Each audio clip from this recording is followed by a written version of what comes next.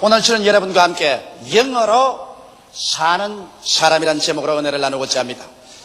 모든 신자들은 진실로 하나님을 사랑하고 참으로 하나님 잘 믿고 복종하고 또 그들 생활 속에 하나님께 영광을 돌리며 살기를 원하는 간절한 소원을 가지고 있으며 개인의 생활 속에서도 성령으로 말미암아 생명이 충만하고 또 하나님의 평안이 강물같이 넘치는 이와 같은 삶을 살기를 간절히 원하고 있습니다. 그러나 마음의 소원과 현실은 현격한 차이가 있는 것을 우리는 발견합니다. 현실 생활에는 끊임없이 고통이 있고 투쟁이 있고 그리고 고뇌와 괴로움이 꽉 들어차 있습니다. 개인의 신앙생활에도 완전히 승리로운 삶을 살지 못하고 끊임없이 죄를 짓고 마귀의 시험에 떨어지고 상처를 입고 고난을 당하고 생활에 어려움을 당하는 사람들이 많이 있습니다.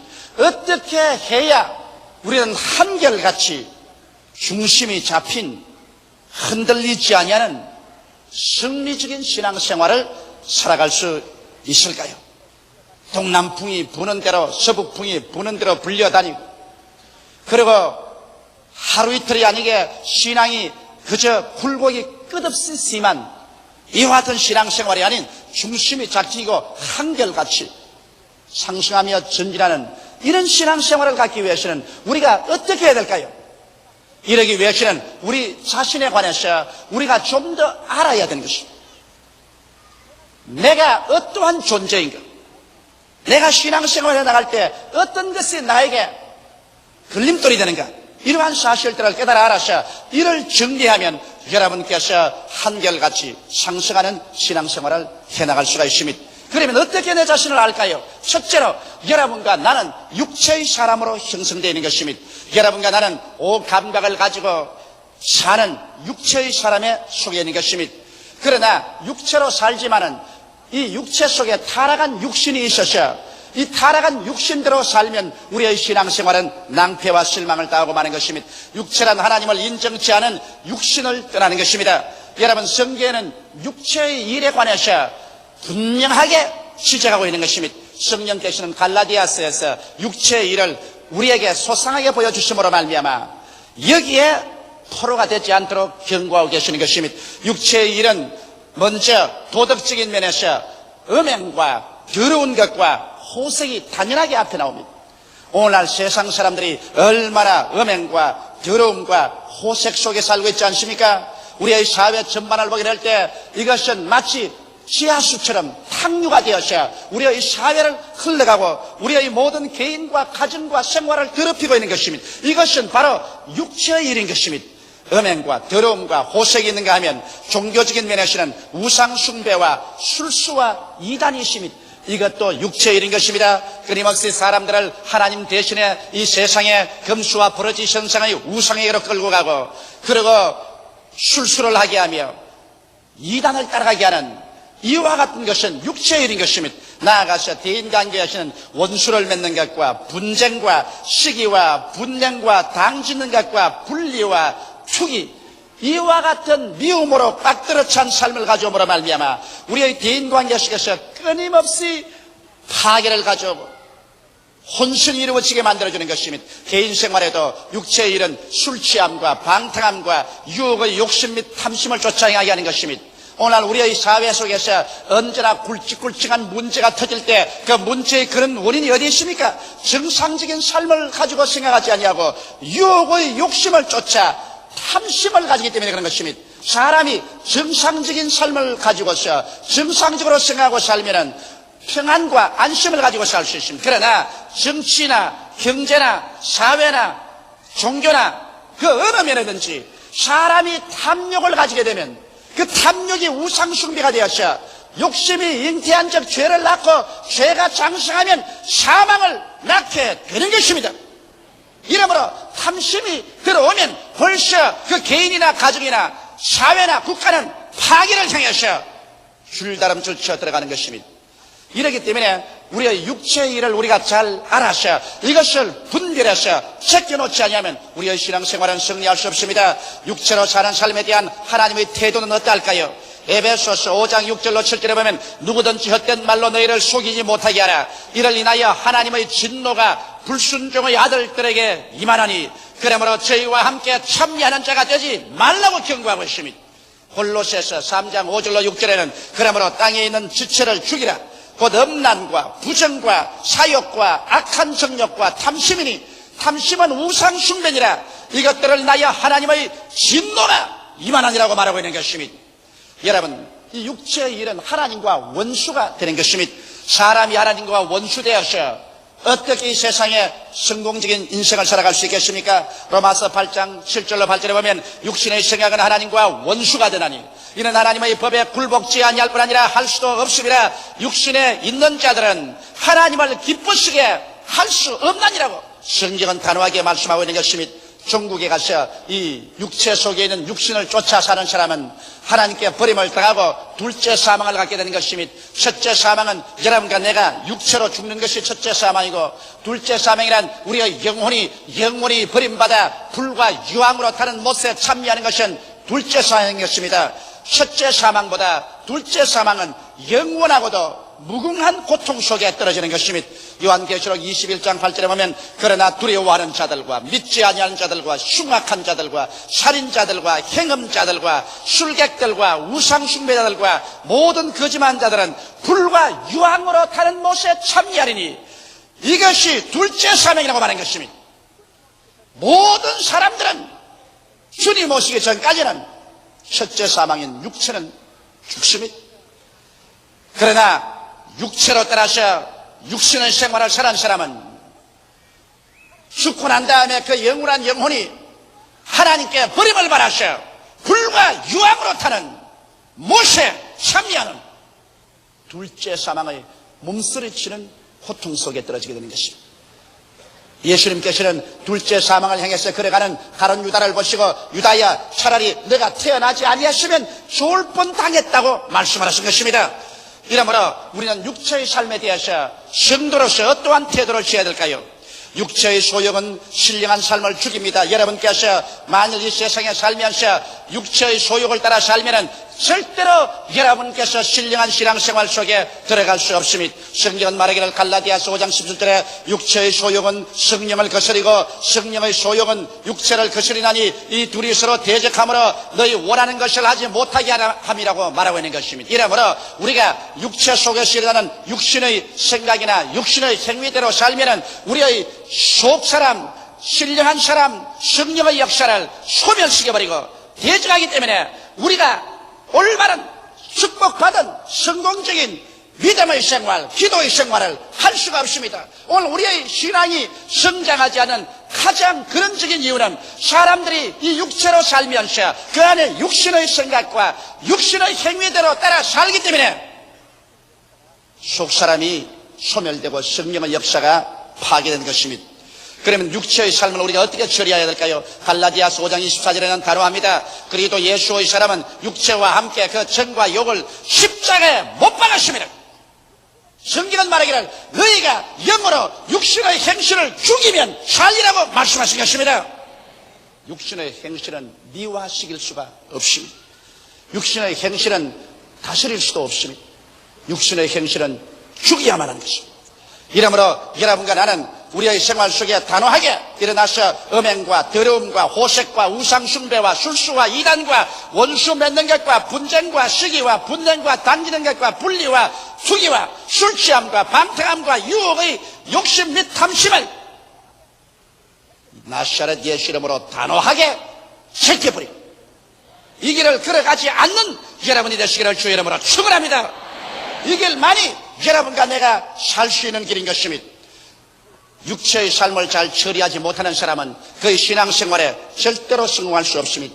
마귀는 언제나 이 육체의 삶을 통해서 여러분과 나를 유혹합니다. 그렇기 때문에 여러분께서 육체의 삶을 통해서 이와 같은 유혹이 들어오거든 여러분은 곧 깨달아 하시기 바랍니다. 이것은 여러분 자신이 아닙니다. 여러분이 옷 입고 있는 육체 속에 타락한 육신이 여러분과 나를 도적질하고 죽이고 멸망시키기 위해서 마귀와 손을 잡고 파괴 일을 하는 것이므로 여기에 속아 넘어가면 마지막에 피투성이가 되어 나오는 것입니다. 처음에는 입에서 달콤한 같으나 그것을 삼키고 나면 속에서 무한한 파괴를 가져오는 쓰디쓴 것이 되고 마는 것입니다. 개인이 파괴되고 가정이 파괴되고 사회가 요란스럽고 파괴되고 국가가 파괴되는 일이 일어나고 마는 것입니다. 이러므로 육체의 일을 단호하게 우리는 멸하고 그게 귀를 기울이지 말아야 됩니다. 둘째로 혼으로 사는 사람이 있습니다. 혼으로 사는 사람이라는 것은 인간의 마음, 인간의 지성을 중심으로 사는 사람인 것입니다. 혼으로 사는 사람은 인본주의적으로 사는 사람이며 인간의 이성과 과학 만능으로 살고 하나님께로부터는 완전히 해방된 마음으로 사는 사람인 것입니다. 혼으로 사는 사람은 하나님을 절대로 알 수 없습니다. 왜? 하나님은 영적인 세계 속에서 신령한 세계 속에서 만유를 창조하고 지배하고 다스립니다. 인간의 지성이라는 것은 여러분 감각에 지배받고 있는 것입니다. 눈으로 보고 귀로 듣고 냄새 맡고 맛보고 손으로 만지고 그리고 이론으로 추리하고 과학적인 정리를 해서 인간은 사물을 압니다. 이렇기 때문에 감각을 통해서 알 수 없는 것은 절대로 인간 지성이 알 수가 없습니다. 이러므로 경험적인 바탕에 서서 인간은 그의 사고가 형성되고 그런 모든 지성을 얻는 것입니다. 하나님의 성령은 인간의 육신으로서는 경험할 수 없는 것입니다. 이렇기 때문에 혼으로 사는 사람은 하나님을 알 수가 없습니다. 고린도전서 1장 21절에 하나님의 지혜에 있어서는 이 세상이 자기 지혜로 하나님을 알지 못하는 거로 하나님께서 전도에 미련한 것으로 믿는 자들을 구원하시기를 기뻐하셨도다. 이 세상 사람은 자기의 지혜로 하나님을 알지 못합니다. 인간의 모든 철학은 하나님에 대해서는 전혀 알 수 없습니다. 장님이 무지개 색깔인 즉 주황, 황, 녹, 청, 남자를 알 수 없는 것처럼 그리고 고막이 뚫어진 사람이 베토벤의 교향곡을 들어서 알 수 없는 것처럼 혼으로 사는 사람은 인간의 지식만 가지고 사는 사람은 이성과 과학에 의지하고 사는 사람은 하나님의 역사를 도무지 알 수 없는 것은 물질이 영을 깨달아 알 수 없기 때문인 것입니다. 고린도전서 2장 9절에 보면 기록된 바 하나님이 자기를 사랑하는 자들을 위하여 예비하신 모든 것을 눈으로 보지 못하고 귀로 듣지 못하고 사람의 마음으로도 생각지 못했다 함과 같으니라고 하셨습니다. 이렇기 때문에 혼으로 사는 사람, 인간의 지성으로 사는 사람은 성경 창세기부터 요한계시록까지 아무리 읽어도 이 성경은 덮인 책이 되었어 그들에게는 어리석게 보이며 전혀 깨달을 수가 없습니다. 신령한 것은 신령한 것으로 분별하지 인간의 지혜로서 하나님의 신령한 것을 절대로 분별할 수가 없는 것입니다. 이렇기 때문에 혼으로 사는 사람은 하나님의 십자가가 어리석게 보입니다. 고린도전서 1장 18절에 보면 십자가의 도가 멸망하는 자들에게는 미련하게 보이며 구원을 얻는 우리에게는 하나님의 능력이라고 말하고 있는 것입니다. 십자가의 도를 아무리 이 세상 지성인들에게 설명을 해도 하나의 위대한 순교자가 죽은 역사적인 사건에 불과하다고 생각하지 구원의 길이라는 것을 그들은 이해할 수가 없는 것입니다. 오늘날 이 세상 사람들은 그러므로 인간의 지성과 이성, 과학 만능주의에 의지해서 살기 때문에 현실적인 물질 세계는 이해할 수 있어도 영원한 영의 세계는 모릅니다. 어디에서 와서 무엇 때문에 살며 어디로 가는지를 전혀 알지 못하고 있는 것입니다. 그러므로 자기가 누군지를 이 세상에 혼으로 사는 사람은 이해할 수 없는 것입니다. 아버지를 모르는 사람이 어떻게 자기를 알 수 있는 것입니까? 얼마 전에 미국에서 보니까 플로리다에 어떤 처녀가 교통사고로 말미암아 기억력을 상실해버리고 말한 것입니다. 그래서 그는 자기가 누군지를 잃어버렸습니다. 자기 이름도 주소도 자기 존재를 잃어버렸습니다. 그것을 신문에 보고 부모들이 찾아왔습니다. 내 딸이라고 부모들이 주장을 했습니다. 내 딸이다. 집으로 가자. 그래도 이 처녀는 절대로 집으로 안 가겠다는 것입니다. 왜? 우리 아버지가 아니라는 것입니다. 우리 어머니도 아니라는 것입니다. 부모에 대한 기억을 잃어버리고 마는 것입니다. 부모를 잃어버리고 나니까 그 딸은 자기의 근원이 어디며 어디에서 출발했고 어디에서 자라났으며 지금 어떠한 상태는 자기를 잃어버리고 마는 것입니다. 사람들도 그와 마찬가지인 것입니다. 여러분 하나님을 알지 못하면 우리의 인간의 근원을 알지 못함이 인간이 어디에서 출발해서 태어났으며 어떻게 해서 오늘날 살고 있는 것을 모릅니다. 이것을 모르는 인간은 자기를 잃어버린 것입니다. 자기를 잃어버린 사람은 그저 존재할 따름인 것입니다. 무엇을 먹을까, 무엇을 입을까, 무엇을 마실까 이런 것만 충족하고 존재하다가 희생봉사에서 영원한 죽음으로 떨어지는 것입니다. 죽고 난 다음 어떻게 되는지 전혀 알지 못하는 것입니다. 이러므로 혼으로 사는 인생은 그 가슴 속에 무궁한 절망을 가지고 사는 것입니다. 그는 근원도 모릅니다. 그는 갈 곳도 모릅니다. 그는 현실 속에서 인간의 지식이 아무리 발달되고 과학이 아무리 꽃을 피웠다고 할지라도 인간은 잃어버린 존재로서 자기가 누군지 모르고 살고 있으니 이것이 어떻게 행복을 가져올 수 있겠는 것입니까? 오늘날 혼으로 기울어진 기독교인들도 많이 있습니다. 인간의 지혜와 지식을 성경 위에 두어서 그래서 인간의 역사나 고고학이나 철학이나 과학을 가지고서 성경을 고등비평해서 하나님 말씀을 가지고서 이거는 옳다 그러다 하나님을 심판대 위에 얹어놓고 난 다음에 자기가 하나님보다 높아진 자리여서 성경을 이것은 옳다 이것은 그러다 이것은 믿을 수 있다 못 믿을 수 있다 이래서 성경에 모든 하나님의 기적은 신화라고 해서 제껴버립니다.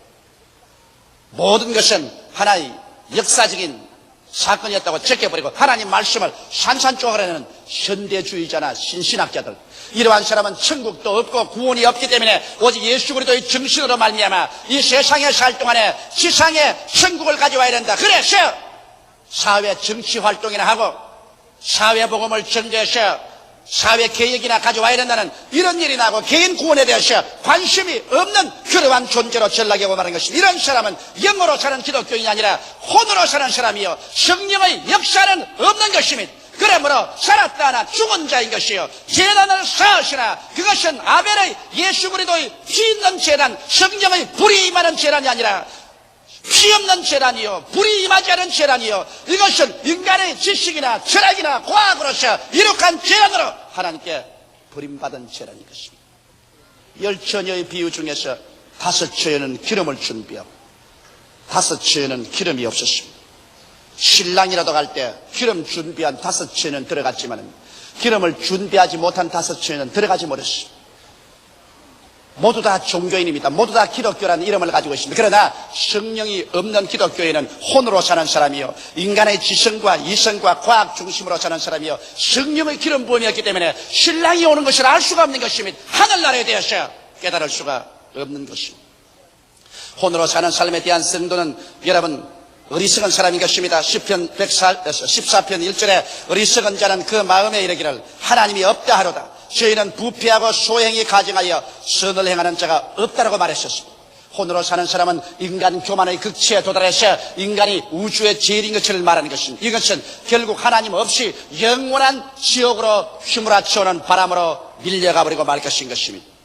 이렇기 때문에 우리가 신앙생활할 때 내가 내 인간의 지식이나 지혜나 판단력으로 하나님을 판단하고 성경 말씀을 판단하는 이런 오만을 저지르게 될 때 나는 이미 혼으로 사는 사람 성령은 없는 사람으로 낙인 찍혀버리고 신앙에 패배하게 되는 것입니다. 셋째로 참으로 여러분 신령한 생활을 하고 사는 사람은 영으로 사는 사람인 것입니다.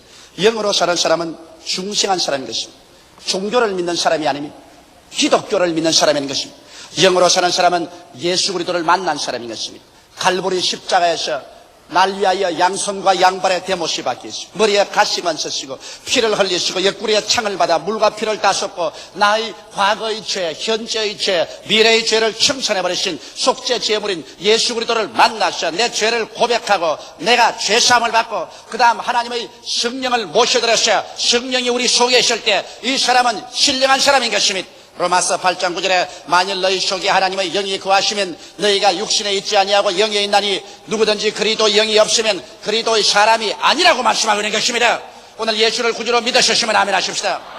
그렇다면 여러분 속에 하나님의 영이 거하시기 때문에 여러분은 신령한 사람인 것입니다. 이 신령한 사람은 이제 말씀과 성령으로 사는 사람인 것입니다. 육신의 정욕을 따라 살지 아니하고 인간 혼의 교만과 인간 지성으로 살지 아니하고 말씀과 성령으로 사는 사람인 것입니다. 성경에 말하기를 사람이 떡으로만 살 것이 아니요 하나님의 으로 나는 모든 말씀으로 살 것이라고 했는데 이 말씀은 바로 하나님의 지식이요 하나님의 지혜요, 하나님의 판단적인 것입니다. 우리가 그러므로 영으로 사는 사람은 주야로 이 성경 말씀을 자기의 삶의 양식으로 삼아야 되는 것입니다. 우리가 육신이 떡을 먹고 사는 것처럼 우리의 이 신령한 영은 하나님의 말씀을 먹고 삽니다. 이렇기 때문에 말씀을 등한히 하고 난 다음 신령한 생활을 할 수 있다는 것은 절대로 거짓말인 것입니다. 말씀은 매일 먹어야 되고 매주일 먹어야 되고 묵상해야 되는 것입니다. 그래서 이 말씀 속에서 우리들은 하나님의 지혜를 얻고 하나님의 지식을 얻고 하나님의 판단력을 얻고 하나님의 능력을 얻어서 그래서 하나님처럼 생각하고 하나님처럼 말하고 하나님처럼 판단하는 이러한 승리적인 삶을 살 수가 있는 것입니다. 신령한 사람은 성령의 인도를 받는 사람인 것입니다. 로마서 8장 14절에 무릇 하나님의 영으로 인도함을 받는 그들은 곧 하나님의 아들이라고 말한 것입니다. 그러므로 신령한 사람은 하나님의 성령을 인정하고 환영하고 모셔드리고 의지하며 하나님 성령께서 항상 우리와 같이 계신 것을 믿는 사람인 것입니다. 예수께서 내가 너희를 고아와 같이 버려두지 아니하고 너희에게 오리라고 내가 아버지께 구하겠으니 그가 또 다른 보혜사를 너희에게 주사 영원토록 너희와 함께 있게 하시라고 말한 것입니다. 보혜사라는 것은 부름을 받아 내 곁에 와서 나를 도와주기 위해서 기다리고 계신 분을 말하는 것입니다. 보혜사 성령께서 계심으로 우리는 언제나 신령한 사람은 모든 범사에 엎드려 기도해서 성령이 내게 무엇을 말씀하시는가 그 귀를 기울일 줄 아는 사람이 되는 것입니다. 성령의 음성을 듣는 사람은 마귀의 올무에 걸려 들어가지 않습니다. 오늘 그렇기 때문에 요한계시록에 보면 언제나 귀 있는 자는 성령이 교회들에게 하시는 말씀을 들을지어다고 말한 것입니다. 성령 없는 개인, 성령 없는 교회는 여러분 물 없는 우물과 불 없는 화로와 같이 형식은 있으되 생명이 없는 것입니다. 그리고 신령한 사람은 직감과 양심으로 사는 사람이겠습니다. 하나님의 성령은 여러분과 나의 직감을 통하여 역사하시고 여러분과 나의 양심을 통해서 역사하는 것입니다. 성령께서는 우리의 지성을 통해서 역사하지 않습니다. 성령은 여러분과 나에게 계시로서 나타나기 때문에 우리에게 직감을 통해서 오시고 그리고 우리 양심을 통해서 오시는 것입니다. 아무리 하나님의 계시가 온다고 하더라도 그 계시의 윤리와 도덕성이 결여되면 이것은 하나님의 계시가 아닌 것입니다. 하나님은 우리에게 언제나 계시하되 의를 가지고 계시하지 윤리와 도덕성이 결여된 계시는 계시가 아닙니다. 하나님께서 계시하실 때 거짓말하라고 계시하신다면 이것은 하나님의 계시가 아니라 마귀의 계시인 것입니다. 하나님께서 계시가 왔는데 도덕질하라고 한다면 이것은 윤리와 도덕성이 결여된 것이므로 하나님의 계시가 아닌 것입니다.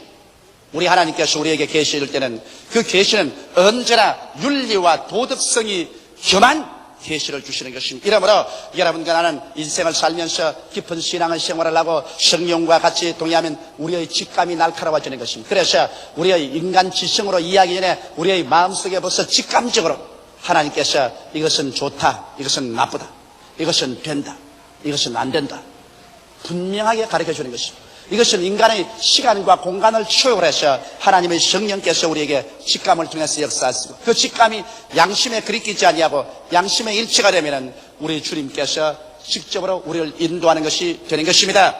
그리고 신령한 생활 영으로 사는 사람은 하나님 중심으로 사는 사람인 것입니다. 무엇을 하더라도 하나님 중심으로 생각하는 것입니다.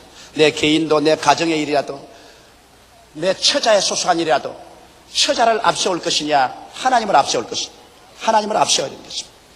내 사회생활에 있어서 주님의 몸된 교회를 앞세울 것이냐 나의 이익을 앞세울 것이냐 언제나 주의 몸된 교회를 앞세우는 것입니다. 이 세상과 세상에 있는 모든 것은 다 일시적인 것입니다. 모든 인생은 풀과 같고 그 영화는 풀의 꽃과 같다. 풀은 시들고 꽃은 떨어지는 것입니다. 세상의 부귀 영화가 아무리 좋다고 하더라도 얼마 있자리면 쉬다 없어지고 마는 것입니다. 여러분과 내가 영원히 살 곳은 하나님 품인 것입니다. 그러므로 우리의 영원한 관심사가 하나님 중심이 되는 것입니다. 우리의 삶의 본업이 하나님 섬기는 데 있고 이 세상의 모든 삶은 우리의 삶의 부업이 되어야만 되는 것입니다. 이래서 신령한 사람은 하나님 중심으로 사는 사람이 신령한 사람이 되는 것입니다. 그 다음 신령한 사람은 영으로서 몸의 행실을 죽이고 사는 사람이 신령한 사람이요 혼을 굴복시키며 사는 사람인 것입니다. 여러분과 나는 어찌할 수 없이 여러분 영이 혼을 더우려 육을 옷 입고 살고 있는 것입니다. 그러므로 혼은 인간의 지성인 것입니다. 인간의 지성은 그가 아무리 교육을 많이 받고 지혜가 있다 할지라도 영의 명령에 순종하는 시녀이지 혼이 일어나셔 내리 휘젓고 다스리면 그 사람은 완전히 망하고 마는 것입니다. 이러므로 여러분 영은 혼을 정복할 줄 아는 것입니다. 그래서 인간의 모든 지혜와 지식과 교육이 많다고 할지라도 그것 중심으로 살지 말고 하나님께 굴복해 하셔 하나님께 섬기는 그러한 혼으로서 우리가 다스릴 줄 알아야 되고, 그 다음 우리가 살고 있는 육신은 이 우리가 살고 있는 육신이지 이 육신의 정욕 부패한 육신을 따라서 살면 안 됩니다. 이러므로 육신의 완전히 영으로 그 몸의 행실을 죽이면서 살아야 되는 것입니다.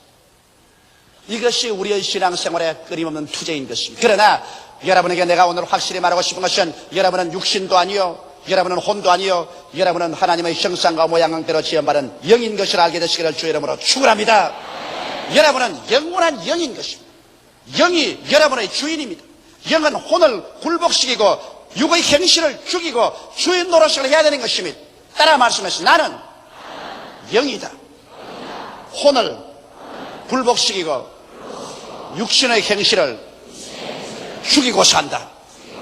주인 노릇하고 여러분 중심이 잡히면 그 다음에는 혼은 굴복하고 육은 그 행실을 죽이고 여러분께 복종하게 되는 것입니다. 영으로 사는 삶은 생명과 평안이 넘치는 삶이요 하나님께 끊임없이 영광 돌리는 생활이 될 수가 있는 것입니다. 영으로 사는 사람만이 진실로 하나님께 영광을 돌리고 이런 사람만이 우리의 가정이나 사회나 국가에 참으로 밝고 맑고 환한 소금과 빛의 역할을 할 수가 있게 되는 것입니다.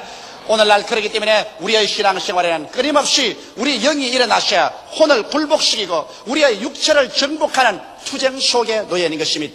오늘날 사람들은 자기가 영인 것을 알지 못하면 이 투쟁에서 실패하고 맙니다. 자기가 육체인 줄 알면 나는 이제 이길 수가 없다고 생각하는 것입니다. 자기가 혼인 줄만 알고 있으면 나는 이제 도저히 인간의 지성으로 하나님을 알 수 없다고 말하는 것입니다. 그러나 여러분이 영인 것을 알게 되면 단호하게 일어나셔 혼을 정복시키고 육을 굴복시키고 위대한 신앙생활을 할 수가 있는 것입니다. 다 같이 고개숙여 기도드리겠습니다. 살아계신 아버지 하나님, 우리는 하나님의 형상과 모양대로 지음받은 영이 혼을 더우려서 육체 속에 살고 있는 것을 알게 도와주시옵소서. 우리는 육체가 아닌 것을 알게 도와주시옵소서. 육체의 종이 되지 말게 하여 주시옵소서. 우리는 혼의 노예 아닌 것을 알게 하여 주시옵소서.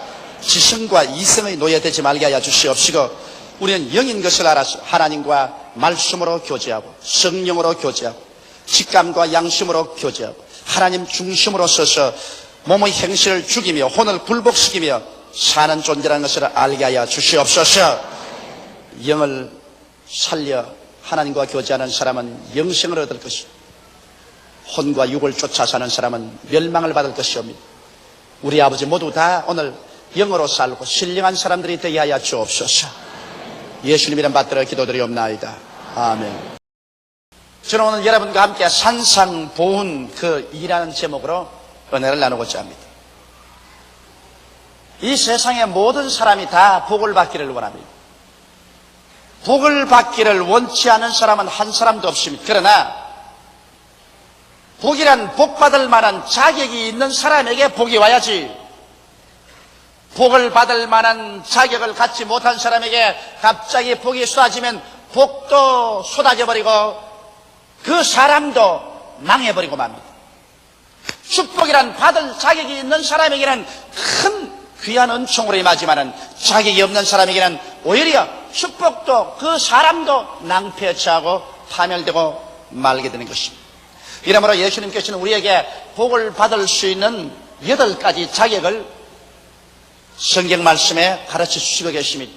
오늘 이 시간에 여러분과 나는 모두 다 내가 과연 복을 받을 수 있는 자격이 있는지 없는지를 마음속에 깊이 생각해 봐야 되는 것입니다. 여러분과 내가 복을 받을 수 있는 자격자가 되면은 그 사람은 어느 곳에 갔다 나와도 복이 따라가는 것입니다. 성경 신명기 28장 1절로 6절에 이와 같이 말하고 있는 것은 사실입니다. 내가 내 하나님 여호와의 말씀을 삼가듯 내가 오늘날 내게 명하는 그 모든 명령을 지켜 행하면 내 하나님 여호와께서 너를 세계 모든 민족 위에 뛰어나게 하실 것이다. 내가 내 하나님 여호와의 말씀을 순종하면 이 모든 복이 내게 임하여 내게 미치리니 성읍에서도 복을 받고 들에서도 복을 받을 것이며 내 몸의 소생과 내 토지의 소산과 내 짐승의 새끼와 우양의 새끼가 복을 받을 것이며 내 방주리와 떡반주 그릇이 복을 받을 것이며 내가 들어와도 복을 받고 나가도 복을 받을 것이라. 이러므로 복을 받을 만한 자격이 있는 사람이 어느 곳에 가도 복은 그 사람을 따라오는 것입니다. 이러므로 우리는 복을 받을 수 있는 자격자가 되기 위해서 예수님의 산상보훈을 깊이 생각해보고 주님께서 복 있는 자라고 말씀하셨으니 우리 한 사람 한 사람이 복 있는 자가 되도록 우리 자신을 다스려야 할 것입니다. 첫째로 성경은 말씀하시기를 긍휼히 여기는 자는 복이 있나니 저희가 긍휼히 여김을 받을 것임이라고 말씀을 하셨습니다. 이 세상에 사는 모든 사람들은 그 가슴 속에 모두 다 율법의 자를 가지고 있습니다. 이 율법의 자로서 물론 자기의 어느 행사, 자기의 생활도 청량하지만 그러나 사람들은 자기에 대해서는 굉장히 후합니다. 그러나 자기의 가족이나 친지나 이웃에 대해서는 이 율법의 자를 가지고서 호되게 청량하랍니다. 그러고 난 다음에 조그마한 결점만 있으면 심히 다룹니다. 예수님께서 성경에도 말씀하기를 자기의 눈에 있는 대들보는 보지 못하고 남의 눈에 있는 티끌만 보고서 그 티끌을 뽑아내라고 한다고 했습니다. 이러므로 이 세상에 사는 모든 사람들이 모두 다 긍휼 없는 심판을 베풀기 때문에 세상이 상망하고 혹은 가정이 깨어지고 부모 자식 간에 처자 간에 서로 인륜이 끊어지는 이런 일들이 생기라고 하는 것입니다. 우리가 정말 복 있는 사람이 되기 위해서는 우리 마음이 긍휼로서 꽉 들어차서 이 긍휼함을 가지고서 사람들을 바라보고 사람들과 교제할 수 있는 자가 되어야 이 사람들은 많은 인덕을 가지고 수많은 사람과 함께 올바른 인간관계를 맺어갈 수 있는 것입니다.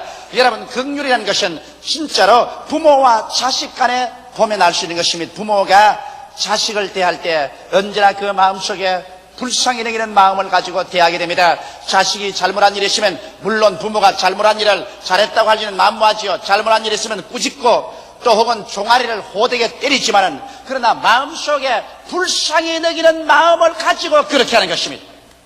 마음에 불쌍히 여기는 마음을 안 가지고 자식을 망하라고 죽으라고 때리는 부모님은 절대로 계시지 않습니다. 저도 애들이 센 놈이 있습니다. 잘못할 때 호되게 꾸짖습니다. 그리고 종아리를 그대로 해서 때립니다. 그 종아리에 매 한 차를 때릴 때마다 그 매가 그 아이의 종아리만 때리는 게 아니라 내 가슴에 매가 후려치는 것을 늘 느꼈습니다. 여러분, 자기 자식 때려놓고 난 다음에 그 자식 우는데 나중에 기분 좋을 부모는 하나도 없습니다. 왜? 부모는 자식을 긍휼한 마음으로 바라보기 때문인 것입니다. 자식을 보고서 불쌍히 여기는 마음이 있기 때문에 잘못한 것을 꾸짖고 교정은 하지만은 그러나 언제나 망하라고 하지 아니하고 잘되기 위해서 하고 불쌍히 여기고 긍휼히 여기는 마음을 갖고 있습니다. 우리 하늘에 계신 아버지가 여러분과 나를 보시는 것도 꼭 한 가지인 것입니다. 우리 하나님께서 여러분과 나를 죄 지은 그대로 모두 다 율법의 척도로서 자를 지어서 쳤다면은 오늘 이 시간에 살아남아 있을 사람 한 사람도 없습니다. 하나님이 우리를 보실 때 하나님은 한없는 긍휼함을 가지고 보시기 때문에 주님께서 멸망받기를 원하지 아니하시고 우리를 구원하신 것입니다. 우리는 죄를 짓고 불의하고 추악하며 버림을 받아야 마땅한 무자격자들인 것입니다. 이러한 우리들을 하나님께서는 살리시기 위해서 그 아들 나사렛 예수 그리스도를 보내셔서 이 땅에 오셔서 우리의 모든 죄를 그에게 다 짊어지게 하신 것입니다. 예수님께서는 여러분의 죄, 나의 죄, 우리의 불의, 추악, 저주, 절망, 죽음 등을 한 몸에 전부 짊어지시고 주님께서 하나님의 긍휼하심을 이루기 위해서 십자가에 올라가신 것입니다. 하나님께서는 예수 그리스도에게 온 우리의 죄에 대한 심판을 다 내리셨어요. 그를 통하여 과거와 현재와 미래의 우리 죄를 다 청산해버리시고 이제는 그 손을 내밀으셔서 수고하고 무거운 짐진 자들아 다 내게로 오라. 내가 너희를 쉬게 하리라. 긍휼을 베푸시게 된 것입니다. 이러므로 우리는 죄를 지었음에도 불구하고 못났음에도 불구하고 빈손든 그대로 못난 그대로 남녀 노유 빈부 귀천을 불구하고 오늘날 예수를 통해서 하나님 앞에 나갈 수가 있고 용서를 받고 구원을 얻을 수가 있는 것입니다. 이러므로 하나님께서 율법의 눈으로 우리를 보지 아니하시고 긍휼의 눈으로 우리를 보셨기 때문에 우리가 구원을 받았고 또 매일매일의 생활 가운데 용서를 받고 용납을 입고 신앙생활을 하고 천국으로 갈 수가 있는 것입니다. 이러므로 여러분 너나 할 것 없이 우리 모든 사람들은 다 이제 긍휼에 빚진 사람들인 것입니다. 우리는 부모에게 긍휼을 받아서 자라났고 우리는 또 하나님의 긍휼을 받아서 구원을 받았기 때문에 이 긍휼의 빚을 갚아야 됩니다. 이 빚은 누구에게 갚을까요? 내 남편에게 갚아야 되고 내 아내에게 갚아야 되고 내 자식에게 부모에게 갚아야 되고 내 일가 친척 친지 우리 동포에게 외국인에게 이 긍휼을 갚아야 되는 것입니다. 이제 우리는 사람들을 볼 때 반드시 율법의 자로만 재어서 판단하고 그리고 사람들을 욕하고 심판할 것이 아니라 우리는 우리가 하나님 앞에 긍휼을 받고 용서를 받은 것을 기억하고 그래서 사람들에게 온유한 마음으로 이 사람들을 위해서 기도해주고 돌보아주고 용서해주고 살려주는 이와 같은 긍휼의 마음이 우리 마음속에 있어야 되는 것입니다. 이런 긍휼의 마음이 있는 가정은 행복합니다. 이와 같은 긍휼의 마음이 있는 교회는 화목합니다. 이와 같은 긍휼의 마음을 가진 국민들은 국민들 간의 상호 간에 훈훈합니다. 긍휼을 가진 민족은 다른 민족과 화해를 가져올 수 있는 것입니다. 오늘 세상에 필요한 것은 더 많은 사람들의 마음속에 긍휼함을 주는 것입니다. 오늘 이 긍휼함은 우리가 하나님 앞에 한없는 긍휼을 받은 것을 깨닫고 이 긍휼의 빚을 우리가 다른 사람에게 갚으려고 애를 쓸 때 이 사람은 복 있는 사람이 되고 이러한 사람은 하나님께로부터 긍휼을 받고 이웃과 또 외국인에게도 긍휼을 받을 수가 있는 것입니다. 긍휼을 주고 긍휼을 받을 때 그때 복이 있는 것이지. 머리털같이 조그만 일라도 다 잘잘못을 갈려서 이로써 심판하면 그곳에서는 오직 알력과 분쟁과 시기와 분노와 쟁투밖에는 없을 것입니다. 둘째로 성경은 말씀하기를 마음이 정결한 자는 복이 있나니 저희가 하나님을 볼 것이라고 했습니다. 여러분 아무리 하늘에 구름이 끼어 있어도 구름 위에 태양은 그 자리에 떠 있습니다. 구름이 벗어지니까 태양이 생길 것이 아니라 구름이 아무리 있어도 그 위에 태양은 원래 있는 것입니다. 태양이 안 보이는 것은 구름이 끼었기 때문에 안 보이는 것입니다. 나치 독일에게 잡혀서 가스실에 죽임을 받으러 가기 전에 수용되었던 그 수용소 벽에 한 유대인이 갈겨놓은 시 한 구절이 있었습니다. 그 시는 이렇습니다. 아무리 구름 끼어도 그 위에 태양이 있는 것처럼 아무리 나의 삶이 시선하고 어렵고 고통에 꽉 들어차도 나를 바라보고 계시는 하나님이 계신다.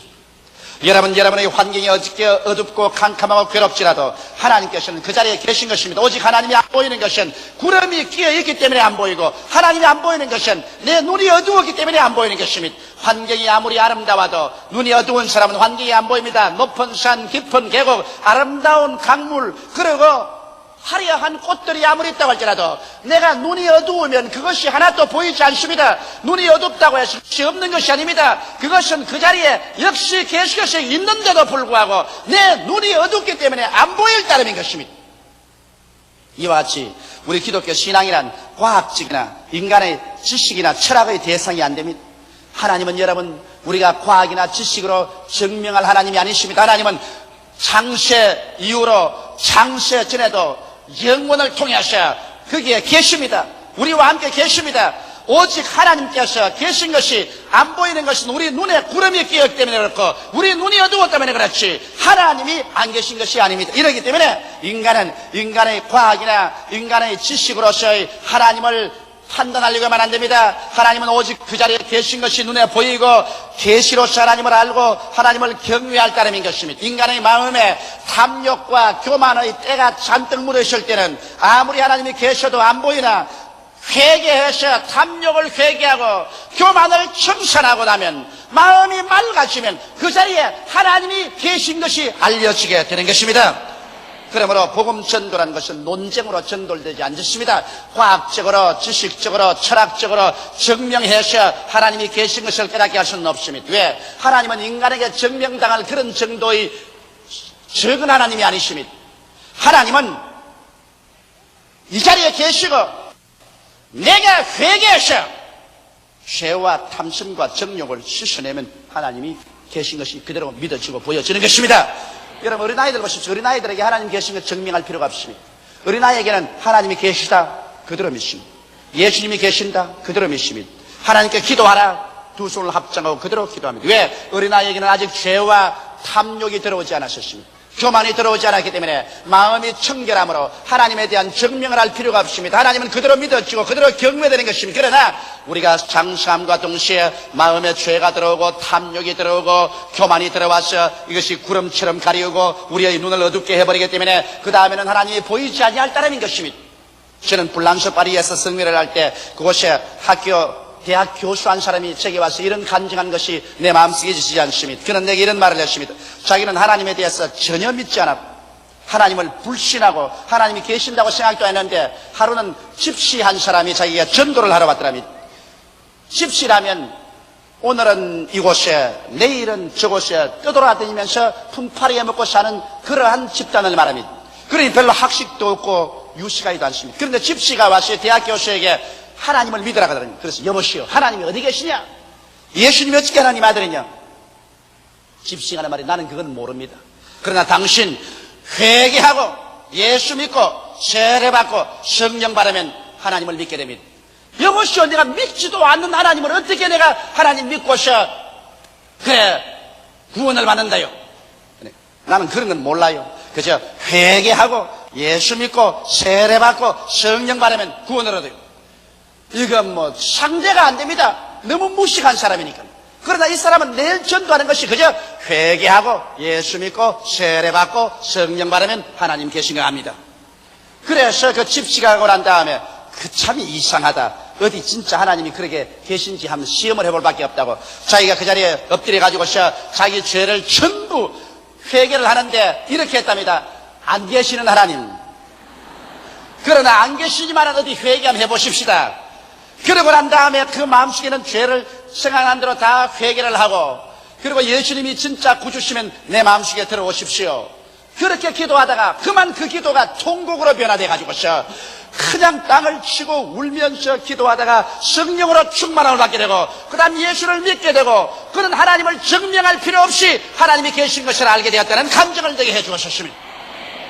하나님이란 증명할 것이 아닙니다. 하나님이란 그냥 내 마음속에 죄를 회개하면 그대로 하나님이 보이는 것입니다. 그래서 성경은 말하기를 마음이 청결한 자는 복이 있나니 저희가 하나님을 볼 것이며 그저 마음이 갑자기 열려서 하나님이 보이고 하나님 말씀이 내 마음속에 깨달아지고 하나님을 믿게 되고 하나님을 경외하게 되는 것입니다. 이렇기 때문에 예수님께서도 회개하라 천국이 가까웠다고 말한 것입니다. 깨달으라 천국이 가까웠다고 말하셨으며 배워라 천국이 가까웠다고 말하셨습니다. 회개만 하면 하나님이 보이고 천국이 보이게 되는 것입니다. 그 사람이 지식이 많아서 하나님 안 믿는 건 아닙니다. 위대한 과학자가 되어서 하나님 안 믿는 건 아닙니다. 위대한 과학자 파스칼 같은 사람, 그 사람 열렬한 신자였습니다. 죄가 있기 때문에 하나님 안 믿습니다. 탐욕과 교만과 죄악의 구름이 가리었기 때문에 하나님이 안 보이는 것입니다. 구름만 제껴지면 하나님은 거기 계신 것입니다. 여러분, 구름 낀 하늘을 바라보고서 달이 있다는 것을 아무리 증명하려도 그 증명으로서는 안 됩니다. 구름이 벗어지면 달이 그곳에 있습니다. 이처럼 마음속에 죄가 걷어지면 하나님은 그대로 우리 마음속에 와 계신 것을 알게 되는 것입니다. 이러기 때문에 여러분, 예수 그리스도의 복음을 전가할 때 논쟁하지 마십시오. 논쟁해봤자 소용이 없습니다. 기도하고 난 다음에 예수 그리스도의 구원과 사랑을 전도할 따름인 것입니다. 그 사람이 그것을 듣고 회개하면 그대로 믿게 되고 회개 안 하면 아무리 논쟁을 해도 하나님이 살아계신 것을 논리로서 증명할 수는 절대로 없기 때문인 것입니다. 셋째로 성경은 말씀하시기를 화평케 하는 자는 복이 있나니 저희가 하나님의 아들이라 일컬음을 받을 것임이라고 말한 것입니다. 이 세상에 마귀는 언제나 와서 하나님과 인간관계에 이간을 시키고 인간과 인간의 불화를 가져왔고 또 현재도 그렇습니다. 에덴 동산에 보십시오. 하나님이 상함도 없고 해함도 없고 그렇게 아름답게 전해야 되네. 마귀가 들어와서 그만 하나님과 사람 사이에 불화를 가져오고 말한 것입니다. 아담과 하와는 하나님 앞에 쫓겨나셨습니다. 그 다음 그 마귀의 역사로 말미암아 아담과 하와 사이에도 불화가 왔고, 그 다음에 그들이 낳은 맏아들 가인이 둘째 아들 아벨을 돌로서 쳐 죽였는데, 성경은 말하기를 가인은 악한 자에게 속하여 그 아들을 동생을 죽였다고 말했었습니다. 마귀는 어느 곳에 가나 불화와 분쟁을 일으키는 것입니다. 그렇기 때문에 예수님께서도 승천하시기 마지막에 우리에게 부탁한 것은 너희가 내 이름으로 귀신을 쫓아내라고 말하는 것입니다. 마귀와 귀신은 부부 간의 불화를 가져오고 부모 자식 간의 분쟁을 가져옵니다. 교회에 분열을 가져오고 국민에게 분열을 가져오는 것입니다. 이렇기 때문에 오늘 우리는 어느 곳에 가나 이 분열을 가져오는 원수 마귀를 묶어서 내가 쫓게 되시기를 주의 이름으로 축원합니다. 하나님의 아들 예수님은 이 분열 가운데서 화목을 가져왔습니다. 예수님은 이 세상에 오셔서 분열을 가져온 모든 인간의 반역과 거역한 죄를 당신이 홀로 화목 제물이 되어서 짊어지고 십자가에 올라가셔서 이것을 몸짓고 피 흘려서 다 청산함으로 말미암아 자기를 통해서 하나님과 사람 사이에 화목을 가져와서 구원을 얻게 하시며, 예수 그리스도는 또 자기를 통하셔서 원수된 사람끼리 서로 회개하고 예수를 통하여 사랑하고 화목하도록 만들어진 것입니다. 이러므로 예수님이야말로 화목케 하는 제물이요, 예수님 하나님 아들이야말로 화목케 하는 자인 것입니다. 이러므로 오늘날 여러분, 우리가 진실로 하나님의 아들이면 우리 스스로도 화목케 하는 제물이 되는 것입니다. 우리는 남편과 아내와의 서로 화목해야 되며, 부모와 자식 간에 화목해야 되며, 교회에서 성도들이 화목해야 되며, 또 사회에 나가서도 화목해야 하는 일을 해야 하는 것입니다. 우리가 어느 곳에 가나 화목과 평화를 가져올 때 우리는 참으로 하나님의 아들인 것입니다. 예수 그리스도의 성령이 우리 속에 와 있으면, 여러분, 성령의 역사에 붙잡힌 사람은 화목과 평화를 가져오는 일을 해야 하는 것입니다. 성령을 받았다고 하면서 분쟁과 파당을 가져온다면 이것은 하나님의 아들이 아닙니다. 하나님의 아들은 언제나 화목을 가져오고 평화를 가져오는 것입니다. 여러분, 예수를 믿으시면 아멘 하십시다.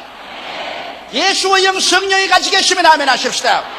성령은 화목케 하는 영이요, 평화를 가져오는 영이지 분쟁과 파당을 가져오는 영은 아닌 것입니다. 오늘날 북아일랜드에 가보면 카톨릭교하고 신교가 서로 싸우대요. 수류탄, 폭탄, 기관총으로 서로 죽였습니다. 여러분, 예수를 믿는다는 사람들이 그가 카톨릭이든 그가 신교든 단체는 말할 필요 없습니다. 예수가 그 속에 있고 예수의 영이 그 속에 있으면 어떻게 서로 분쟁을 일으켜 죽일 수가 있습니까? 그것은 마귀의 일이지 하나님의 아들의 일은 아닌 것입니다. 바로 그들의 행위가 현재 그들이 하나님의 아들이 아니라는 것을 증명하는 것입니다. 하나님의 아들은 자기의 몸을 죽임에 이르기까지라도 화목을 가져오고 평화를 가져오는, 이렇게 되어야 하나님의 아들인 것입니다. 이러므로 여러분께서 어느 곳에 가든지 화목과 평화를 가져오게 될 때 이 사람은 복 있는 사람이 됩니다. 이 사람은 어느 곳에 가나 하나님이 인정하시는 하나님의 아들이 되고, 하나님의 아들이기 때문에 하나님께 부르짖어 기도하면 하나님께서 하늘문을 여시고 응답을 내주시는 것입니다. 넷째로, 의를 위하여 핍박을 받는 자는 복이 있나니 천국이 저희 것임이라고 말하셨습니다. 예수 그리스도를 믿고 의인이 된 우리들이 이 세상에서 예수 중심으로 살면은 반드시 핍박이 다가옵니다. 왜냐하면 이 세계는 영적인 두 세계가 서로 충돌하고 있기 때문인 것입니다. 고린도후서 6장 14절로 18절에 보면 이런 말씀이 기록되어 있습니다. 너희는 믿지 않는 자와 멍에를 같이 하지 말라. 의와 불법이 어찌 함께하며 빛과 어두움이 어찌 사귐이여 그리스도와 벨리알이 어찌 조화되며 믿는 자와 믿지 않는 자가 어찌 상관하며 하나님의 성전과 우상이 어찌 일치가 되리요. 우리는 살아계신 하나님의 성전이라. 이와 같이 하나님께서 가라사대 내가 저희 가운데 두루 행하며 나는 저희 하나님이 되고 저희는 나의 백성이 되리라 하셨느니라. 그러므로 주께서 말씀하기를 너희는 저희 중에서 나와 따로 있고 부정한 것을 만지지 말라. 내가 너희를 영접하여 너희에게 아버지가 되고 너희는 내게 자녀가 되리라. 전능하신 주의 말씀이라 하셨느니라. 여기에 보면 우리가 사는 이 세계 속에서 하나님께 속한 사람과 마귀에게 속한 사람, 완전히 두 종류의 사람이 세상에 살고 있습니다. 이렇기 때문에 서로 충돌되고 또 핍박을 안 받을 수가 없습니다. 여기 믿는 자와 불신자를 분별해서 말하기를 믿는 자는 의라고 말했고 불신자는 불법이라고 말했습니다. 이래서 함께 못한다고 했었습니다. 믿는 자는 빛이라고 말했고 믿지 않는 자는 어두움이라고 말했어요. 서로 사귀지 못한다고 했었습니다. 믿는 자는 그리스도라고 말했고 믿지 않는 자는 벨리아라고 말했어요. 서로 부조화가 된다고 말했습니다. 믿는 자는 여러분 신자고 믿지 않는 자는 불신자로서 상관이 안 되고 하나님의 성전이 바로 믿는 자이고 우상이 바로 불신자이기 때문에 서로 일치가 안 된다는 것입니다. 그러면 같이 안 살란 말이요? 그렇지는 않습니다. 우리가 세상에서 같이 살 수밖에 없습니다. 같이 먹고 같이 마시고 같이 생활하고 같이 사업도 하지만은 그러나 언제나 그곳에는 분리가 있습니다. 물과 기름을 같은 그릇에 담아서 같이 출렁이면서 가져간다 할지라도 물과 기름은 언제나 서로 분리되어 있는 것처럼 오늘 신자와 불신자는 같은 집에서 살고 같이 사업을 하고 또 같이 여행을 하고 같이 일을 동업하더라도 그들이 하나 같이 할 수 없는 것이 있으면 이것은 물과 기름과 같이 분리되는 것입니다. 어떻게 그러냐? 신자들은 그 속에 천국이 있고 불신자들은 그 속에 세상이 있습니다. 신자들은 그 속에 성령이 계시고 불신자들은 그 속에 반역의 영이 있습니다. 신자들은 그가 천국으로 가고 불신자들은 심판받아 영원한 지옥으로 갑니다. 이러므로 그 존재 바탕이 완전히 서로 다른 것입니다. 이렇기 때문에 어찌할 도리가 없이 신자들이 이 세상에 살면서 핍박을 받게 됩니다. 이러므로 천국이 있고 천국 가는 사람치고 핍박을 안 받을 사람 없습니다. 사람들은 욕을 합니다. 예수 믿는다고 해서 자기들이 뭘 잘났다고 저러냐 욕을 하고 혹은 여러 가지 방법으로 압박을 가하고 여러 가지 거짓말을 해서 욕을 하고 악한 말을 해서 그래서 낭피하게 하려고 하는 것입니다. 그러나 성경은 말씀하기를 이런 일을 당하거든 너희 마음속에 기뻐하고 즐거워하라고 말하는 것입니다. 왜냐하면 하나님께서는 여러분께서 핍박을 받는 것을 일일이 기억하고 기록해 놓았다가 이것이 나중에 하늘날에 상 받는 조건으로 삼아주겠다고 약속하신 것입니다. 이 세상에 핍박받는 것이 헛되지 않습니다. 여러분과 내가 예수의 이름으로 의를 행하기 때문에 핍박을 받으면 이것은 하나님께서 반드시 상으로 갚아주는 것입니다. 불의를 하고 난 다음에 욕을 얻어먹고 매를 맞으면 이것은 아무 상이 없습니다. 그러나 내가 예수를 믿고 의를 행하다가 핍박을 받는 자는 벌써 이 땅에 계실 동안에 의의 영인 성령이 충만하게 됩니다. 핍박받을 때 하나님의 성령이 와서 여러분과 나를 채우게 되는 것입니다. 그럴 아니라 핍박을 받을 때마다 그 핍박을 하나님께서 모두 다 계산해 놓으셔서 하늘나라 올라갈 때 놀라운 상급으로 여러분 채워줍니다. 이렇기 때문에 우리 예수 믿는 사람들은 핍박받을 때 절망적인 모습을 하지 말고 부정적인 말을 하지 말고 뒤로 물러가지 말고 핍박당할 때 기뻐하고 즐거워하고 춤을 추며 하나님께 감사를 드려야 되는 것입니다. 예수님의 제자들도 예수 그리스도 이름으로 말미암아 핍박받을 수 있는 자격을 얻게 된 것을 기쁘게 생각했다고 말한 것입니다. 이러므로 오늘날 여러분 이 세상에 참된 축복이라는 것은 삼위일체가 되는 것입니다. 내적인 축복이 있어야 되고 영원의 복이 있어야 되고 그 다음에 일시적인 환경의 축복이 있어야 되는 것입니다. 삼위일체의 축복이 되어야 완전한 축복인 것입니다. 아무리 환경에 부귀영화 공명이 꽉 들어찼더라도 마음속에 믿음, 소망, 사랑, 기쁨, 평화가 없으면 그 축복이 안 됩니다. 아무리 세상에 축복 다 갖고 마음이 편안할지라도 천국을 잃어버리면 잠시 있다 사라지는 안개 같은 인생에 이것은 축복이 또 안 되고 마는 것입니다. 이러므로 축복이란 내적인 축복과 영원한 축복과 나아가서 이 세상의 현실적인 환경적인 축복이 삼위일체로 될 때 참된 축복이 되는 것입니다. 이러므로 성경은 뭐라고 말하고 있는 것입니까? 그 나라와 그 의를 먼저 구하라. 그리하면 이 모든 것을 더하여 주시겠다고 약속하신 것입니다. 마음의 축복을 먼저 구하라. 영원한 천국의 축복을 먼저 구하라. 그리하면 이 환경적인 축복은 하나님께서 모두 다 더하여 주겠다고 말씀하신 것입니다. 이러므로 하나님이 여러분에 대한 뜻은 영혼이 잘됨같이 범사에 잘되고 강건한 것입니다. 이 영혼이 잘된다는 것이 내적인 축복과 영혼의 축복을 얻고 나면 그 다음에 하나님께서 범사의 축복을 해주시고 그 다음에 기도를 응답해서 병도 고쳐주시고 기적을 베풀어 주시는 것입니다. 저는 이번에 저 홋카이도의 삿포로에서 하루 저녁 설교를 했는데 거기에 내가 설교하기 전에 네 청년이 나와서 기타를 타면서 찬송을 불러줬습니다. 그런데 그 네 청년이 찬송을 부르기 전에 한 말이 뭐냐면, 우리들은 작년에 조 목사님이 왔었을 때 그때 회개하고 예수를 믿은 사람들입니다. 그리고 우리 중에 한 사람은 그때 정신병원에서 미쳐 있다가 우리가 데리고 나와서 함께 구원받고 정신병에서 노연함 받고 난 다음에 새 사람이 되어서 오늘 우리들이 이렇게 나와서 찬송을 부르게 되었습니다라고 말하셨습니다. 나는 그들을 볼 때 깊은 감격을 느꼈습니다. 진실로 마음의 축복, 하늘의 축복을 얻으니까 환경의 축복이 그들과 같이 있는 것을 보았던 것입니다. 주님은 여러분 모두가 복 있는 사람 되기를 원하시고 계신 것입니다. 다 같이 고개숙여 기도드리겠습니다. 사랑이 많으시고 거룩하신 우리 하나님 아버지, 오늘 우리들은 모두 다 마음의 복, 천당의 복, 환경의 복을 얻을 수 있는 복인이 되게 하여 주시옵소서. 복 있는 자가 되게 하여 주시옵소서. 하나님의 말씀에 귀를 기울이고 우리 자신을 살펴서 긍휼히 여기는 자는 복이 있나니 저가 긍휼히 여김을 받을 것이다. 화평케 하는 자는 복이 있나니 저희가 하나님의 아들이라 일컬음을 받을 것이라고 주님 말씀하셨습니다. 우리 아버지 하나님께서 이를 위하여 우리가 핍박을 받으면 기뻐하고 즐거워하라고 말씀, 하늘에서 상급이 크다고 주님께서 말씀하여 주셨습니다. 사랑이 많으시고 거룩하신 아버지 하나님이시여, 우리 마음을 정결케 해서 언제나 하나님이 우리와 같이 계신 것을 증명할 필요 없이 그대로 알고 믿고 행하게 하여 주옵소서.